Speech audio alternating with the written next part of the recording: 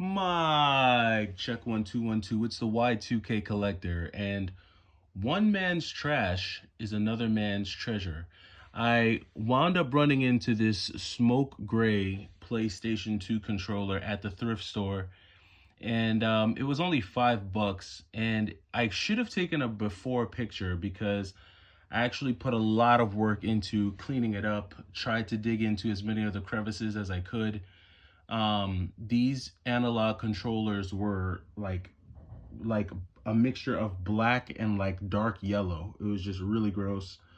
There was all types of stuff all over the controller, and I wound up getting most of the dirt out and cleaned it up. And it's a fully functional smoke gray controller. It was only $5, and I know that these currently are running for like around 34 to 40 bucks online. But anytime I find these like off-color PS2 controllers or even PS3 controllers, I always pick them up. I think it's just cool to find them. But it made me think about collecting and what I've learned about the video game collecting community and, just overall, its impact. And the first thing is that I realized about, video game collecting is that one, it's very subjective. It's a very subjective hobby. And two, it is a very personal hobby. Video game collecting is subjective in the sense that we're all not going to find the same video game to be fun. We're all going to find value in different aspects of video game collecting. Some people find more value in collecting digital. Some find more value in collecting physical. Some prefer retro games only. Some people are only about collecting for the more current consoles. And so that there's just a level of subjectivity to it that I think is pretty obvious. We all know that. If you could post a video about any video game, you pick it at random, and if enough people comment, you're going to get comments on both sides of the fence about how great the game is, or how much the game sucked, or how easy it was, or how difficult it was. It's just the way it is. But then there's another side of game collecting that's very personal, and personal based on you, the individual. And it could be a combination of where you grew up, how you grew up, what you grew up seeing, what you were used to, what type of culture you grew up in. So many things impact that, right? Your socioeconomic status growing up, and then obviously how that translates into adulthood. So many things can impact you as a game collector. And I think this is why we see so many different opinions and just so many different stances on different things in the gaming community. And I think that's a really good thing. One of the things that I had always learned from when I was a kid is that there's going to be all types of messages out there, but the wise individuals know how to eat the meat and spit out the bones. And there's going to be things about the gaming community. There's going to be things about video game collecting that applies to a lot of people. There are going to be some things that only apply to a small number of people. But it's up to you as the individual. It's up to you as as a person to kind of decide what things in game collecting apply to you. Physical collecting does not apply to everyone.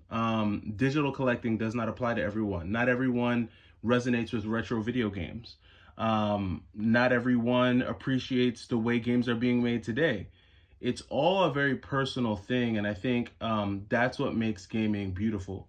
For me here on this channel, what I've learned is that because I feel like I've been on a lot of the sides, on all sides of the fence. I grew up not having a bunch, but now I'm in a space where I do live in abundance, but I'm also cautious, right? Because when you've been broke, one of the things you never want to do is go back to being broke. So you're always doing things cautiously, and you're always trying to be real methodical about how you go about collecting and building your collections. And one of the things that I always have stressed on my channel has always been curation. Curate your collection. Be be intentional about the types of games you pick up based on your likes, your dislikes, your preferences, and curate. And when you're curating a collection over time, that's going to mean buying games in certain seasons and selling games at certain seasons. That means there's going to be a time where you probably add more games or you sell more games, but you're always trying to make sure that your collection stays, pretty much tailored to you and your gameplay style. There may be a time where you pick up certain games because you want to play them. You might think that they're a game that you're really going to like, and you try it out and you realize, you know what, I'm not into this game, and you wind up having to sell it. A good example of that is The Last Faith. I really thought I was going to like The Last Faith, and it really didn't do it for me, and now I'm thinking that might be a Switch game that I have to sell.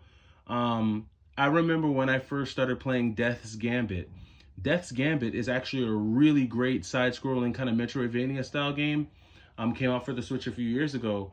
And Death's Gambit is also kind of like a Blasphemous clone, but Death's Gambit has a different take, and I really like the music in Death's Gambit.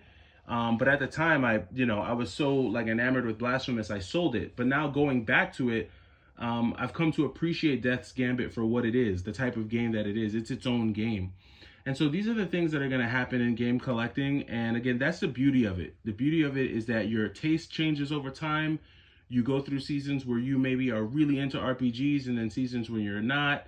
Seasons where you're really into shoot 'em ups, or maybe seasons where you're kind of backing off of that. But as long as you're staying true to yourself, and as long as you're doing what's in the best interest for yourself, that's what's most important. And that's what I've come to learn. Do what's right for you, right? Not everything is going to be right for everyone, but you got to do what's right for you.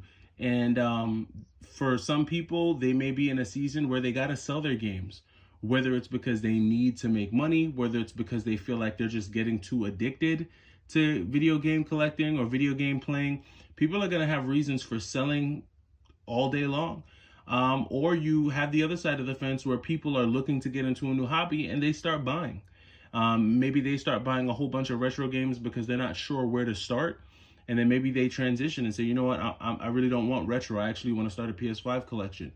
It's all a cycle, and that's the beauty of it. Now, me, I love doing a mix of a bunch of things. And that's what I've learned about myself as a collector.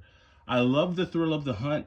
I love finding a good deal at thrift stores on some days. Then there are some days where I just want to go into a mom and pop game shop and just have a classic video gaming experience in a game store. There are some times where I'm really lazy and I just want to jump on eBay and buy this game and have it in my hands right now. I go through a mix of things. I don't think any one way is superior to the other. It's just different strokes for different folks, and whatever floats your boat and whatever you're able to afford and maintain is the most important thing. But I'm glad that for the most part here on this channel is made up of a bunch of just really smart individuals who I think know themselves for the most part. They know what applies to them. They know what doesn't apply to them, and they know, what they're doing in terms of their collecting. And I think it's you don't have to convince those people of anything. When you know what you're doing, when you know where you're going, no one has to convince you of anything, and you don't need to convince anyone else of anything. You just keep doing you, and that's the beauty of it. And in the spirit of doing you, I'm doing me. Like I said, I have not stopped with the retro collecting. I won't start really diving into Switch collecting until 2025. And it doesn't mean I'm going to completely halt retro collecting. If I happen to run into some great retro games, I'm going to go ahead and pick them up.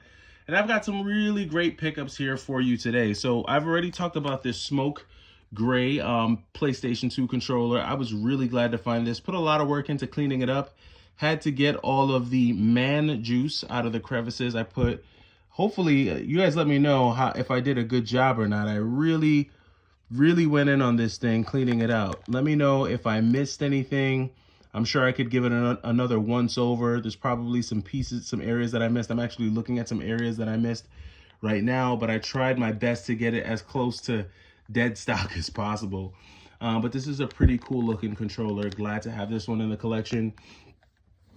And then in the spirit of PlayStation 2, I went ahead and picked up this copy of Musashi. So I actually have Brave Fencer Musashi For those of you who don't know, Brave Fencer Musashi is like an action adventure RPG style game on the PlayStation 1. It's kind of like it's a very unique style game on the PlayStation 1.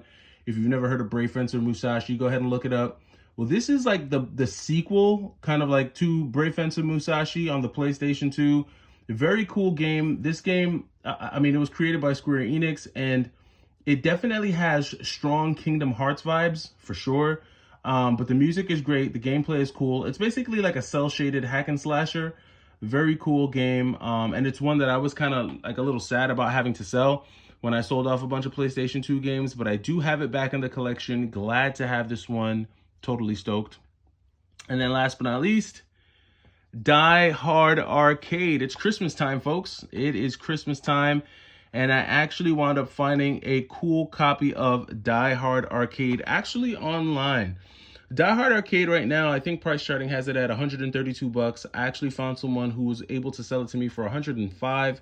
So that was a pretty good deal, especially online. And I'll take an online deal like that. It's a decent amount under price charting, and I don't have to drive anywhere to pick it up. It'll get mailed straight to my house. So not mad at that. The really cool thing about this was that not only is it complete in box and in really great condition, this is probably like an 8.5 out of 10 condition, which condition is going to mean everything to me going into 2025. I'm trying to open this with one hand. I know that's dangerous. But the case and the manual are like in top tier condition. The disc is great, no scratches on the disc, but I thought this was the best part about this pickup. Check this out. Look at this receipt. So the seller actually included this receipt. This is a Toys R Us receipt, right? Toys R Us. This is from a store called Taken. No refunds, video computer software boxes exchange. So I guess this is a store called Taken. I'm not sure where this store was, but this was purchased. Is the date on here? Let's see. Where's the date? So Laura sold this, the cashier. This game was, so they bought a Saturn Virtua Stick at the time. Wow. $14.97. And check this out. Die Hard was $29.98 back then. Look at the sales tax was 7%. $48. This was back in 1998. Wow, they bought this at, what time did they buy this? Looks like they bought this around 9:17 at night. So somebody got this for a nice summer gift back in 98.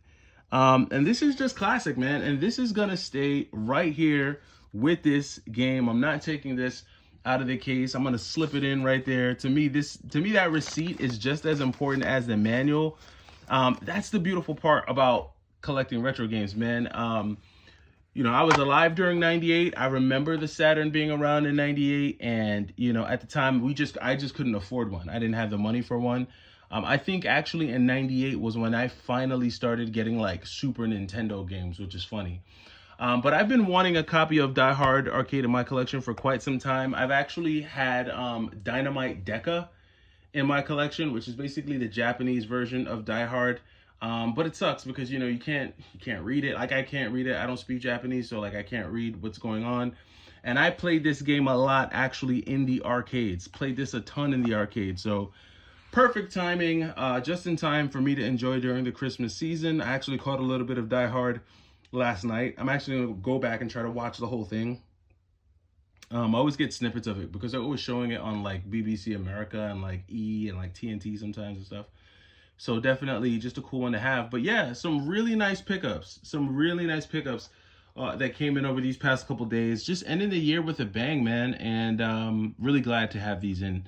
But let me know what you think down in the comments. Let me know what you think about just the thoughts around retro game collecting, you know, the personal aspect, the subjective aspect. I'm interested to know your thoughts, and I'll catch you in the next video. It's the Y2K Collector. Take it easy.